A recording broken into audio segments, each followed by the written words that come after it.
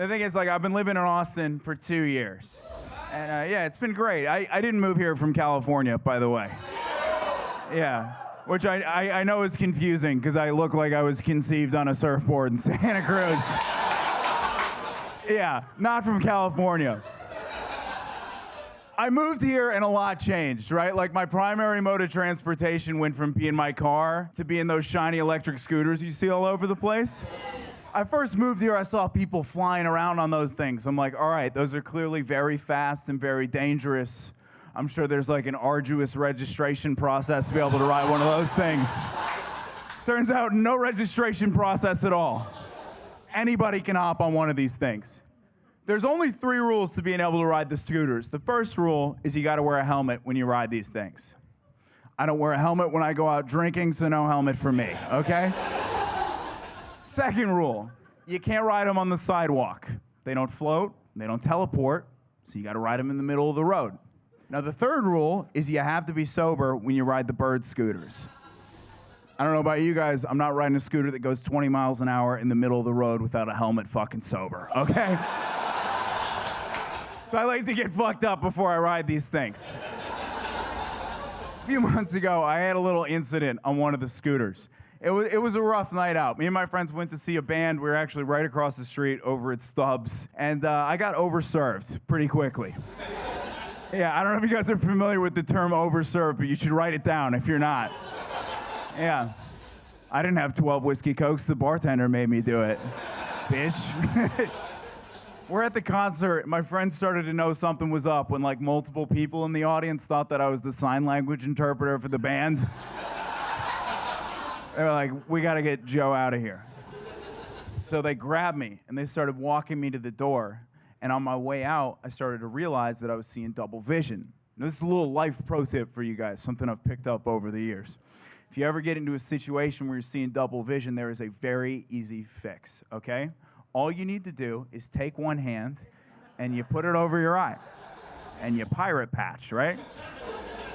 Now I'm walking out and my friends have called an Uber, and before I can even get my hand on the Uber driver's door, he rolls down the window and he goes, that motherfucker better not be getting in this car. I was like, which one of us are you talking about, dude? Who's the fucking problem? I'll fight him right now. So I learned a valuable lesson that night. I learned that there's 2 levels of drunk that you can get in life. There's level number 1, which is too drunk to drive. I just found out that I was at level number 2, which was too drunk to be driven. I was in rough shape, all right? So I'm cooked. I'm fucking hammered. I need to figure out a way home. Now, I was within walking distance at the time. I lived a couple miles down the street. I could walk there, and so I started to do it. I'm walking up the street, and I'm doing it, one foot in front of the other. I got it, but on the way back, I started thinking, and it's not good when I start thinking. I was like, I got to take one of the bird scooters home. This is going to be fun. Let's do it. So I went out, and I found one, all right? Now, for those of you that have never been on one of the scooters, the process of getting one is remarkably simple. On every scooter, there is a QR code, and all you need to do is whip out your phone and scan the QR code, and the scooter dings, and it fucking starts. Super easy, unless you've had 13 drinks, then it's very hard. It's very hard to get the scooter going. So I whip out my phone, and I go to scan the code, and it stops me, and it goes, are you all right to drive? And I was like, I'm not all right to drive, but I'm definitely good to fucking scooter. Let's go, baby. Let's party. So question number 2, it goes, okay then, spell the word safe. Now this should be easy, because it's a 4-letter word. Should also be easy, because the answer to the question is, it's written at the top of the app, all right? I've been gifted the answers to the test. But I'm like, fucking focus, Joe, think, all right? So I go, okay then, S-A, and on the letter F, I fumbled. And I wrote save like I was putting in a coupon code or some shit. Now, at this point, it should have been like, yo, you are way too fucked up. Get a ride home. Figure it out. But instead, it goes, please try again. And I'm like, all right, not exactly the situation to be giving out second chances, but let's dance with the fucking devil, baby. Let's go.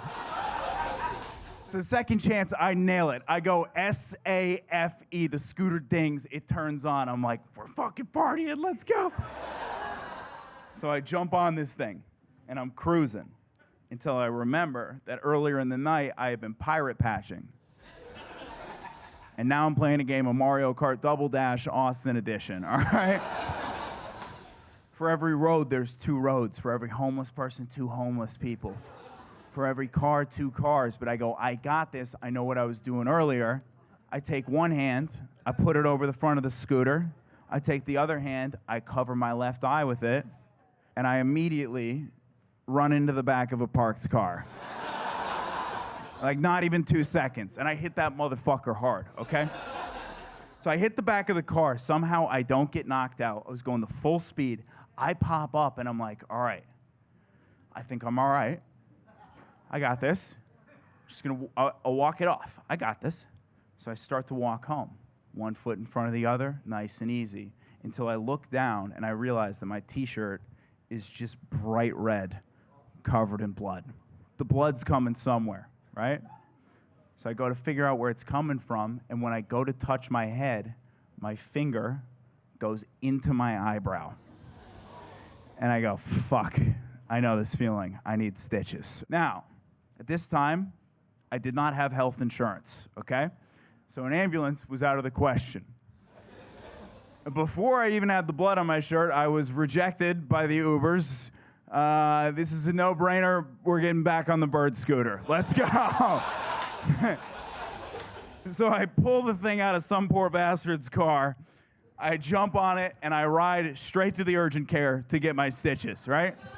I pull in, I dock it, walk inside, and I'm embarrassed because I got fucked up on a bird scooter. That's so fucking embarrassing. But to my relief, when I get inside, this is like a meetup for people that have been victimized by fucking scooters, okay?